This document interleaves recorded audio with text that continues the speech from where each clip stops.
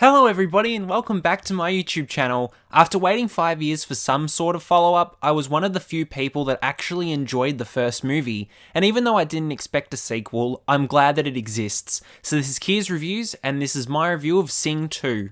Guys, we're on, right now. Now?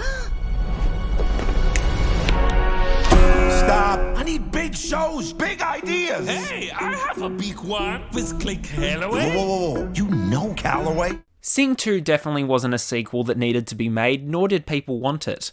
However, what this movie does best is top the original for all of the right reasons. Seeing all of the cast reprise their roles for this follow-up, I didn't feel like any of the charm was lost from Sing 1. It was definitely the right way to go, but I do hope that this doesn't become a trilogy. Illumination just got away with this one, so there's no need for a third installment.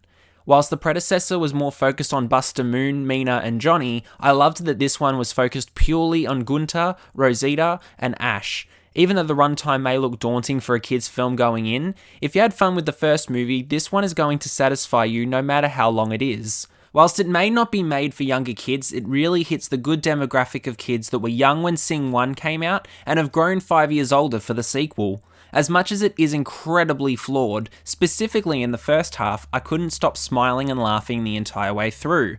Illumination, with most of their movies, never fails to make me laugh for some reason. If you go in expecting a slightly above average kids film, you'll enjoy yourself. The first half of the story was quite confused, and it felt a little like the film wasn't going anywhere, and it definitely didn't feel like a sequel to Sing 1 either.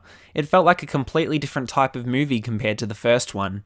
By not reintroducing the characters, it was hard to identify what the first half was aiming to achieve. There was no proper plot or interesting character development. It was just messy.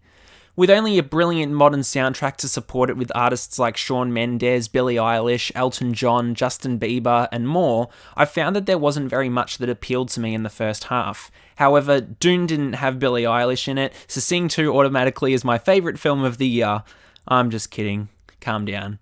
Once the plot refocused and got on board with a proper storyline with Gunter, Rosita and Ash, it was easier to follow. The second half was about the group of animals creating a musical, but were also bringing back a rock and roll legend who retired 15 years prior. The latter half resurrected the weak first half and made for an entertaining final hour or so. Even though Gunter was underused in the first film, it was fantastic to see that the studio listened to what fans and critics alike wanted more from the movie, and a lot of people would agree that Gunter was the highlight of that first movie. Seeing him in full focus in Sing 2 made for a much more comedic viewing, and a more consistent viewing as well. The visuals were incredible. Full of vibrant colours and backed by great animation, Sing 2 really delivered what it needed to. Enjoyable for both children and adults, there was always something to have fun with. Since the second half honed in on more of a storyline, it started to feel like a Sing movie again, and therefore it kept fans of the original feeling like they hadn't abandoned everything that made the predecessor good. Nick Kroll stole the show as Gunter and served as a random but hilarious character, and having more of him gave the film more laughs than the first. It was great to see the voice actors return, and it was nice to hear how some of their voices improved over the past 5 years.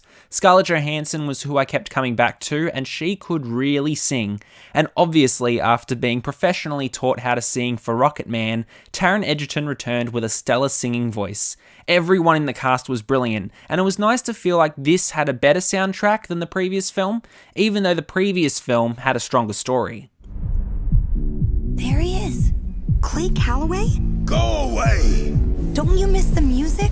You just need to play again. No, I can't! I haven't even heard one of my songs in over 15 years. And for good reason. Without a doubt, Sing 2 did not need to be made, but it did surprisingly deliver a decent enough movie to warrant a sequel. If they go past this one and bring a third movie to the big screen, I would not be interested. This delivered quite a few decent laughs, a feel-good experience, and a relaxing watch. The soundtrack and sound really added so much to the movie, and even though the story was rocky throughout, Sing 2 still delivers one of the most purely fun movies of the year. So I'll give Sing 2 a 7 out of 10.